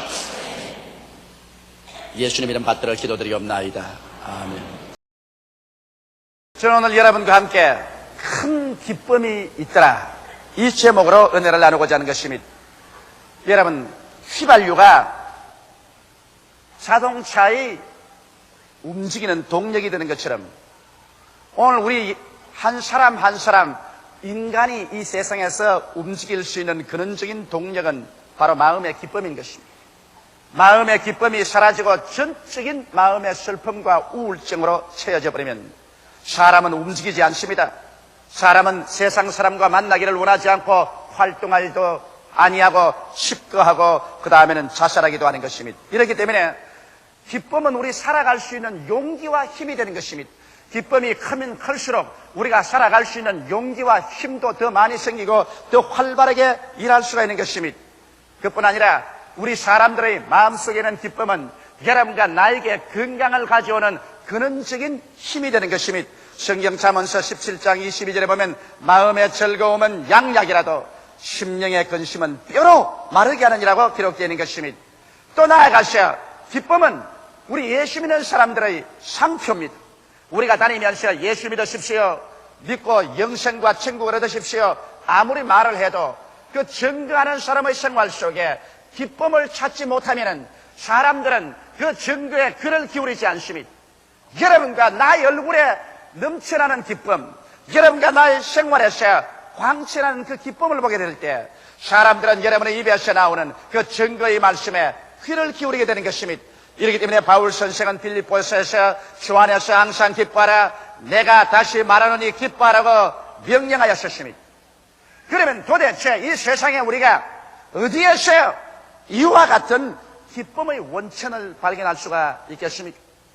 물론 모든 사람들마다 인생을 살아가는데 어느 정도의 기쁨은 발견하고 있지만은, 그러나 이와 같이 위대한 삶의 동력을 얻을 수 있는 기쁨의 원천은 어디에 있을까요? 오늘 읽은 성경 말씀 가운데 보니 사마리아 성에 있는 사람들에게 큰 기쁨이 있더라고 말한 것입니다. 빌립이 사마리아에 내려가서 그리스도를 전하니 저들이 일심으로 그 전한 말씀을 듣고 그 행하는 표적도 보고, 그리고 많은 사람에게 붙었던 귀신이 소리치며 나가고 많은 절름발이와 안진뱅이가 나으니 그 성에 큰 기쁨이 있더라고 말한 것입니다. 적은 기쁨이 아니라 큰 기쁨이 그 성에 있었습니다. 그러므로 오늘 이 시간에 사마리아 사람들이 얻은 그 기쁨의 비결을 여러분과 저도 오늘 얻어보십시다. 첫째로, 어떻게 사마리아 사람이 기쁨을 얻었나요? 그들은 말하기를 빌립이 사마리아 나라에 가서 예수 그리스도를 전하며 이를 듣고 일심으로 그를 따를 때 기쁨이 왔다고 말한 것입니다. 왜 예수 그리스도를 전하는 복음을 들을 때 마음이 기쁨이 왔었을까요? 여러분, 예수 그리스도는 종교 이상입니다. 예수 그리스도는 철학 이상인 것입니다. 예수 그리스도는 이 땅에 우리의 구원자로 오신 것입니다.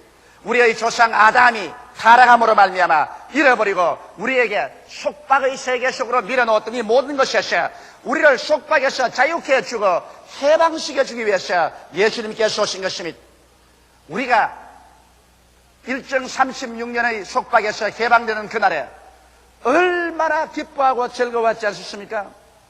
또 6.25 사변 때 우리가 거의 부산과 대구만 내어놓고 다 점령당했다. 유엔군의 도움과 우리 국군의 방력으로 말미암아 침략자들을 물리치고 해방이 되었을 때 우리는 얼마나 마음에 기뻐하고 즐거워하지 않았습니까? 그런데 우리가 진실로 아담의 타락으로 말미암아 속박당하고 짓밟히고 잃어버렸던 그 참 생명을 예수로 말미암아 얻게 될 때 얼마나 마음속에 넘치는 기쁨이 되지 않겠습니까?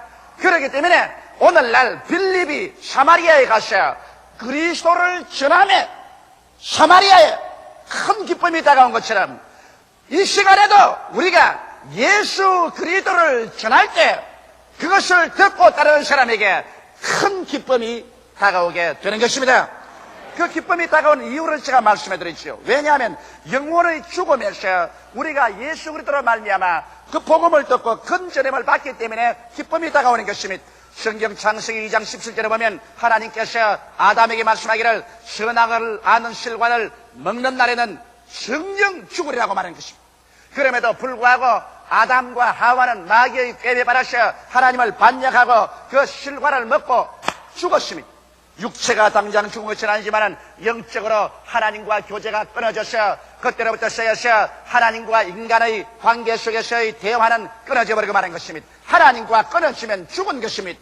왜냐하면 샘물에서 끊어진 개체는 그 자리에서 썩어져 버리고 마는 것처럼 인간은 그 영이 벌써 하나님과 끊어져서 죽어버리고 마는 것입니다.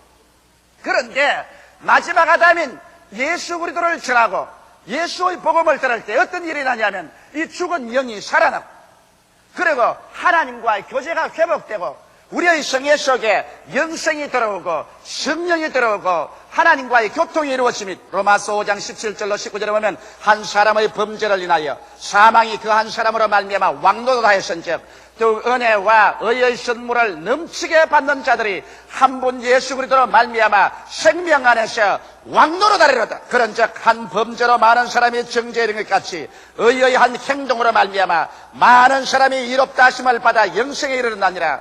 한 사람의 순종치 아니함으로 많은 사람이 죄인 된 것 같이 한 사람의 순종으로 말미암아 많은 사람이 의인이 되리라고 말하고 있는 것입니다. 여기에서 아담 한 사람이 죄를 지어 많은 사람이 다 죄인 됐는데 예수 한 사람의 순종으로 수많은 사람이 의롭게 되었다. 아담 한 사람의 범죄로 말미암아 사망이 왕도로 됐는데 예수 그리스도의 의의 행동으로 말미암아 그 다음 생명이 우리 안에서 왕노릇 하게 되었다. 그래서 아담 안에서 잃어버린 것을 예수님 안에서 찾아주시기 때문에 우리가 이 소식을 들을 때 기뻐하지 아니할 수 없습니다. 죄를 짓고 불의하며 추악하고 버림을 받아야 마땅한 우리들 죄값으로 말미암아 사망의 종이 되고 그리고 마귀의 종이 되어 있던 종살이에서 우리 주 예수를 믿음으로 말미암아 값없이 종살이에서 해방을 얻고 죄사함을 받고 의롭다함을 얻고 사망에서 생명으로 건진바 되고 그리고 생명을 얻게 되었으니 이 소식을 듣고 난 다음 이 어찌 기뻐하지 아니할 수가 있겠습니까? 또 나아가서 예수 그리스도의 소식을 들을 때 우리의 생활 가운데 가시와 은거기처럼 솟아나던 저주와 수고에서 우리가 해방을 얻기 때문에 우리의 마음속에 기뻐하지 아니할 수가 없는 것입니다. 창세기 3장 17절로 19절에 보면 하나님께서 아담이 상속으로 받았던 이 땅을 하나님이 저주해서 이렇게 말씀했습니다. 아담에게 이르시되 내가 내 아내의 말을 듣고 내가 너들을 먹지 말란 나무 실과를 먹었은즉 땅은 너로 인하여 저주를 받고 너는 종신토록 수고하여 그 소산을 먹으리라. 땅이 내게 가시는 불과 은거키를 낼 것이라. 너희 먹을 것은 밭의 채소인즉 내가 얼굴에 땀이 흘러야 식물을 먹고 필기는 흙으로 돌아가느니 그 속에서 내가 취함을 얻었음이라. 너는 흙이니 흙으로 돌아갈지니라. 이 세상에 어떠한 비극적인 스토리보다도 이 하나님의 아담과 땅을 저주한 이야기 이상 더 비극적인 이야기는 없습니다.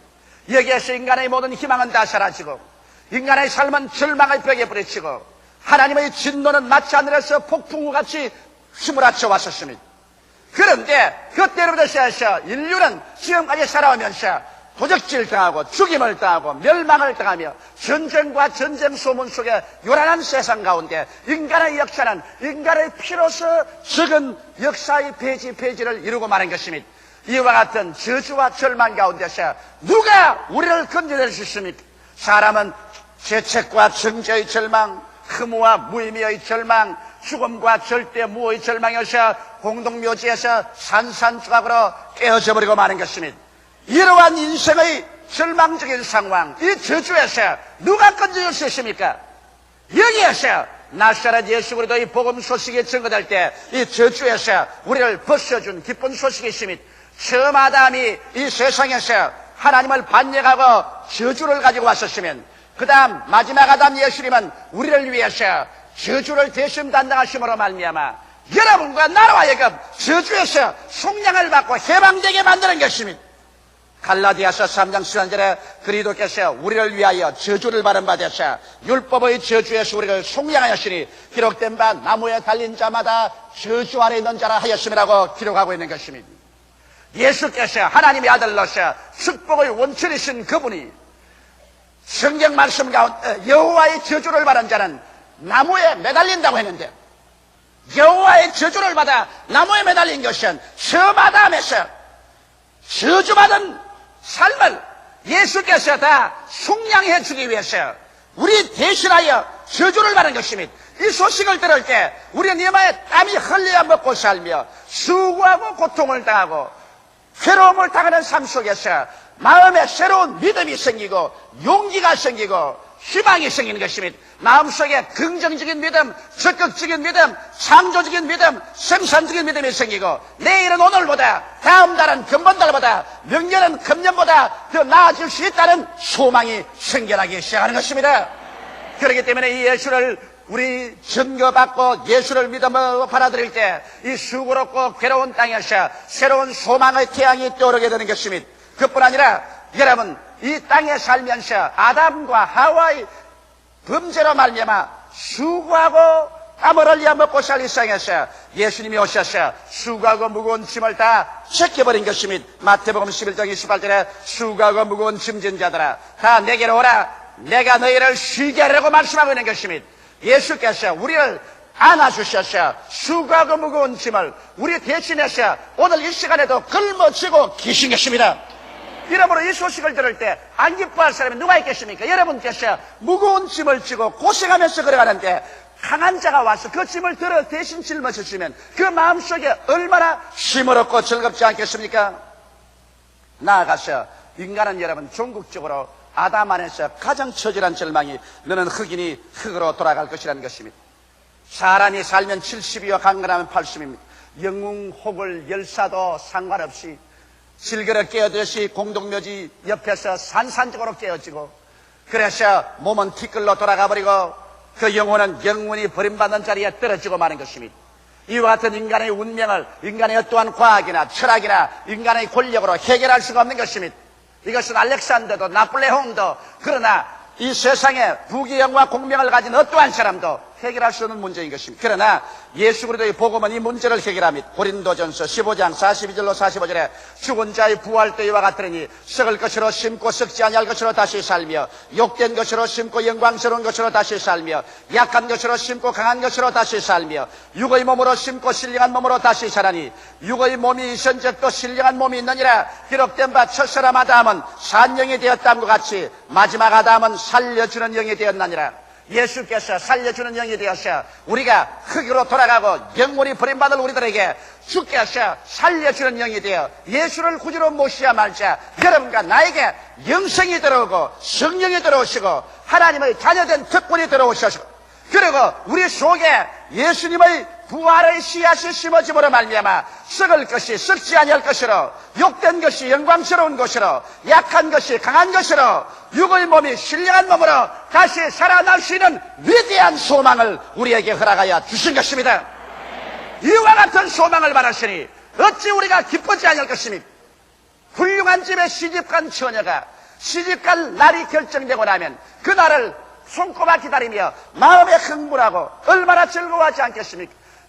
시집에서 선물이 왔으면 그 선물을 만작거리면서 얼마나 즐거워하겠습니까? 여러분과 나에게 이미 이 땅에서 영생을 하나님이 주셨고 선물로서 성령을 주셔서 성령이 우리 가운데 거하시고 하나님의 주옥 같은 약속의 말씀을 주셔서 이 약속을 누리면서 우리는 새하늘과 새 땅과 새 예루살렘에 부활의 몸을 가지고 올라가셔 예수와 함께 영원히 다스리고 살 것을 생각할 때 우리의 마음속에 얼마나 즐거움이 가득합니까?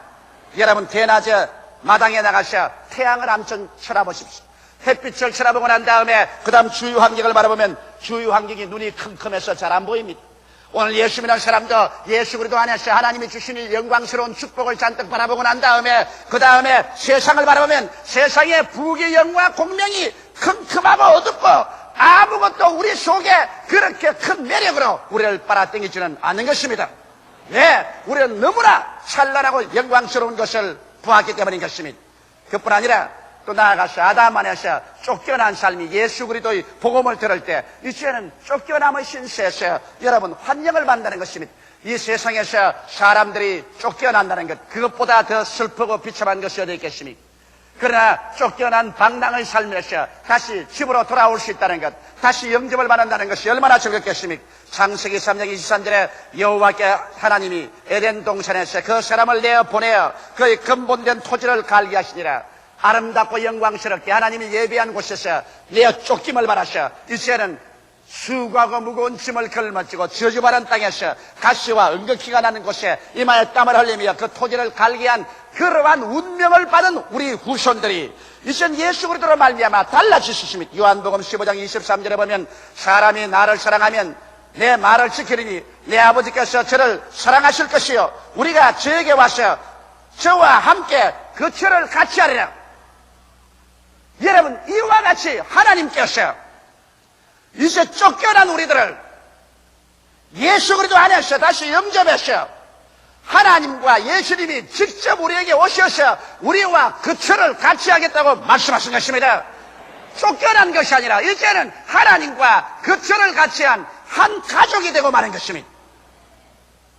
이러므로 오늘 이 시간에 하나님께서는 성령을 통하여 여러분과 내 안에 지금 와서 계신 것입니다. 둘째로 이 사마리아 사람들이 크게 기뻐한 것은 예수 그리스도의 복음이 전파되자마자 귀신이 소리치며 나가는 것입니다. 오늘날 귀신 이야기하면 현대 문명에 현대 교육을 받은 사람들이 그 무슨 도깨비 같은 소리를 하느냐고 그렇게 말할지 모르겠지만 있는 귀신을 없다고 한다고 해서 귀신이 없어지는 것이 아닙니다. 여러분, 오늘날 문명한 사람, 소리 과학적인 교육을 받은 사람들은 있는 귀신을 없다고 눈을 막고 있으면서 귀신이 없다고 해도 귀신은 있었어 우리에게 도적질하고 죽이고 멸망시키는 일을 하는 것입니다. 이러기 때문에 우리는 성서의 말씀을 통해서 하나님께서 우리의 세계에 대한 실상을 가르칠 때 그것을 그대로 받아들여서 인정을 하는 것이 좋은 것입니다. 성경에는 여러 가지 귀신이 우리를 억압하고 있는 것을 말하고 있는 것입니다. 성경에는 더러운 귀신에 대한 이야기가 있는 것입니다. 여러분, 그 이름이 더러운 귀신입니다. 도덕적, 윤리적, 생활적 여러 가지 면에서 우리에게 더러운 것을 가져옵니다. 음란하고 방탕하고 추악한 것을 가지고 와서 이 세상을 부패하는 일에 정신없이 일하고 있는 것이 이 더러운 귀신이 하는 일인 것입니다. 성경에는 악한 귀신에 대한 말이 있습니다. 악한 귀신은 악을 가져오는 것입니다. 그래서 시기, 분노, 질투, 싸움 이런 것을 가는 곳마다 일으켜서 한 부부간의 사이를 갈라놓으며 가정을 파괴하고 형제간의 미움을 가져오고 부모 자식간의 이간이 되게 하며 이웃과 싸우게 하고 나라와 나라, 민족이 대결하여 일어나게 하는 것은 이 악한 귀신이 하는 일인 것입니다. 그 다음에는 거짓말하는 귀신이 있어서 이 세상에 얼마나 거짓이 횡행합니까? 이 세상에 사는 사람들은 무엇이 참이고 무엇이 거짓인지 이것 분별하기에 부심하고 있는 것입니다. 거짓하는 귀신은 이 세상에 횡행하면서 수없이 많은 거짓말을 가지고서 사람들의 마음을 혼미케 하고 있는 것입니다. 점치는 귀신은 하나님을 믿지 아니하고 이 세상에 점치는 귀신에 의해서 인간의 불안과 초조와 공포를 일시적으로 무마해서 영원한 지옥으로 들어가게 하려고 하는 것입니다. 또 나아가서 성경에는 병들게 하는 귀신이 있어서 수많은 사람이 귀신의 역사로 말미암아 병들어서 고통하게 만들어주고 있는 것입니다. 그런데 누가 이 영적인 세력에서 우리를 해방시켜 줄 수 있습니까?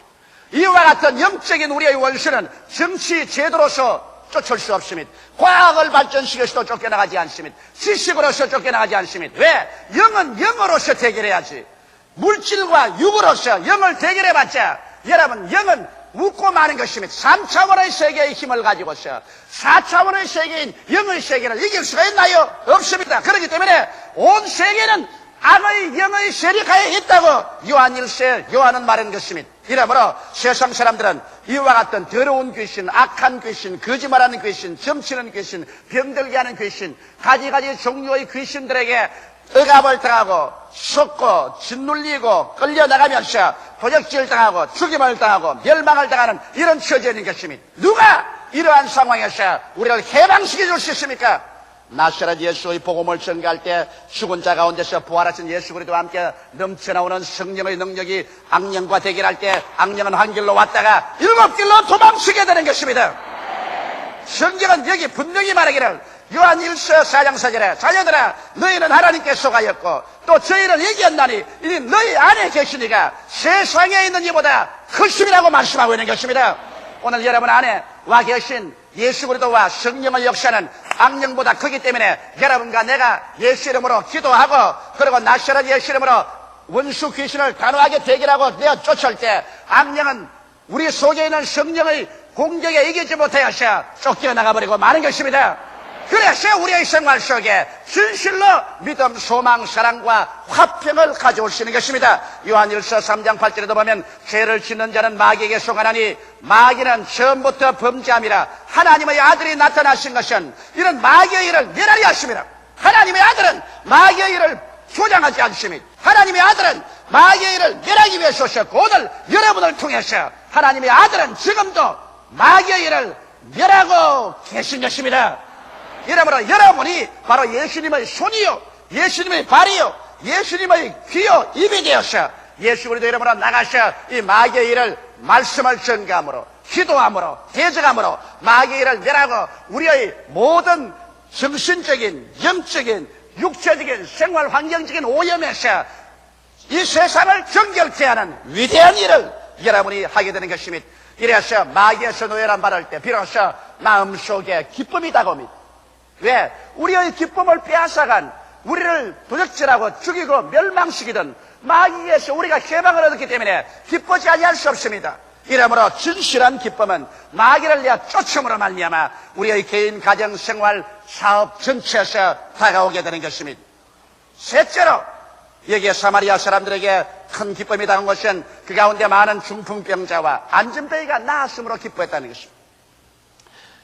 귀신이 쫓겨나갈 때 그리고 귀신의 모든 괴방이 물러갈 때 그 다음 이후로 다가온 것은 많은 절름발이와 안전뱅이가 나았다고 말하는 것입니다. 이것은 불구자된 인생이 고침을 받았다는 것을 말하는 것입니다. 우리가 인생을 살면서 인생에는 육체적인 불구가 있습니다.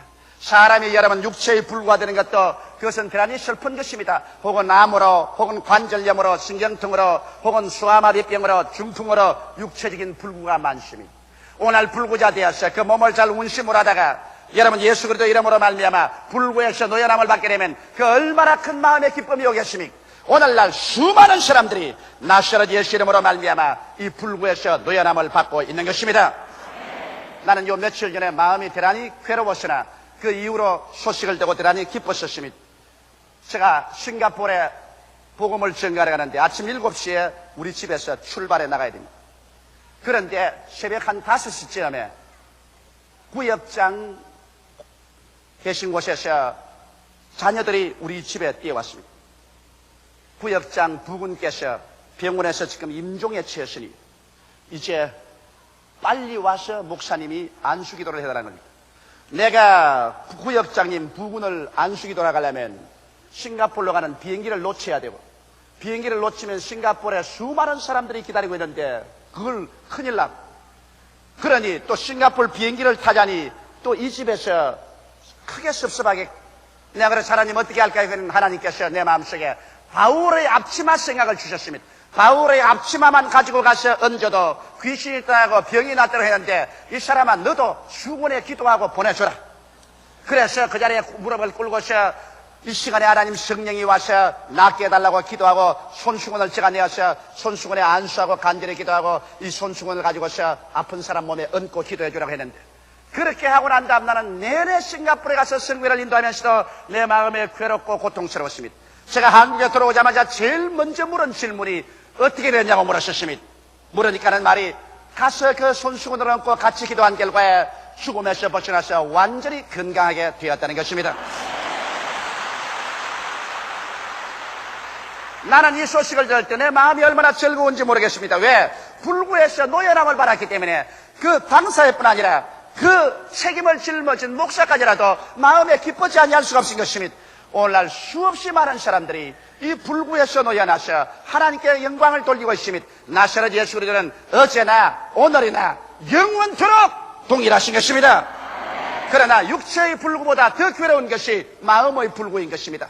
여러분, 마음의 희망을 잃어버리고 마음에 불안하고 초조하고 늘 분노가 끓어오르고 좌절하고 그리고 침울해서 마음에 병이 들어있는 사람은 육체의 병보다 더 괴롭습니다. 왜? 육체의 병은 사람의 눈에 보이니까 동정을 받을 수 있지만 마음의 병은 꾀병으로 보입니다. 눈에는 안 보이는데 자기 자신은 한없이 괴롭고 고통스러운 것입니다. 오늘날 이 산업화 시대, 도시화 시대, 스트레스로 말미암아 마음의 병에 걸려서 고통당하는 사람이 한두 사람입니다. 겉은 보면 멀끈한데 속으로 한없이 고통을 당하고 있는 것입니다. 누가 이것을 고쳐줄 수 있습니까? 겉에 안 보이니까 가족들의 동정도 받지 못하고 이웃의 동정도 받지 못합니다. 이러한 사람은 나사렛 예수밖에 놓아줄 수가 없는 것입니다. 마음의 불구가 되어서 여기는 사람에게 예수께서 성령으로 들어오셔서 그 영혼을 고쳐주시는 것, 그 마음의 고통을 고쳐주셔서 믿음, 소망, 사랑을 넣어주시고 그 마음의 불안과 공포 대신에 확신을, 미움 대신에 사랑을, 좌절감 대신에 삶의 용기를, 죄책감 대신에 용서와 의로움으로 세워주셔서 그 새로운 사람으로 일으켜 세워주시는 이러한 은총이 예수로 말미암아 다가오기 때문에 안 기뻐할 도리가 있겠습니까? 나아가서 생활에 불구가 있습니다. 일을 하고 애를 써도 못 사는 것, 게으르고 자기 성실을 다하지 않아서 못 사는 거야. 하나님도 도와줄 수 없지만 내가 있는 힘을 다해 아침에 일찍 일어나고 저녁에 늦게 모으며 고생하고 일을 해도 먹고 살지를 못한다. 무언지 모르게 생활에 불구가 다가왔다. 그래서 이 생활의 불구를 인간의 힘으로 고칠 수가 없다. 이럴 때 여러분께서 이 수고하고 무거운 짐을 짊어지고 와서 하나님께 구하고 나사렛 예수 앞에 내놓을 때 예수님께서는 오늘날도 그 손을 내밀어서 그 생활의 불구를 고쳐주시는 것입니다. 그 나라와 그 일을 먼저 구하라. 그리하면 이 모든 것을 너희에게 더하시라고 말씀하여 주시는 것입니다. 여러분, 예수님은 우리들을 아담의 타락과 그 결과적인 속박에서 자유케 하시고 성령을 우리 속에 보내주심으로 말미암아 이와 같이 위대한 승리를 갖다 줍니다. 구속과 사유와 해방을 갖다 주므로 예수의 복음을 듣고 그를 의지하는 사람들의 마음속에 기쁨이 충만하지 아니할 수가 없는 것입니다. 예수를 통해서 얻는 이 기쁨만이 영원하고도 참된 기쁨인 것입니다. 다 같이 고개 숙여 기도드리겠습니다. 살아계신 하나님 우리 아버지요, 이 시간에 성령이 우리 가운데 와 계시고 빌립이 사마리아에 전도한 그리스도가 오늘 또 우리 가운데서 전도되고 믿어지고 우리 가운데 역사함을 감사하옵나이다. 사마리아 성에 큰 기쁨이 있은 것처럼 오늘 이 말씀을 들은 여러분의 가슴 속에 큰 기쁨이 그리스도로 말미암아 다가오게 하여 주시옵소서. 예수님 이름 받들어 기도드리옵나이다. 아멘.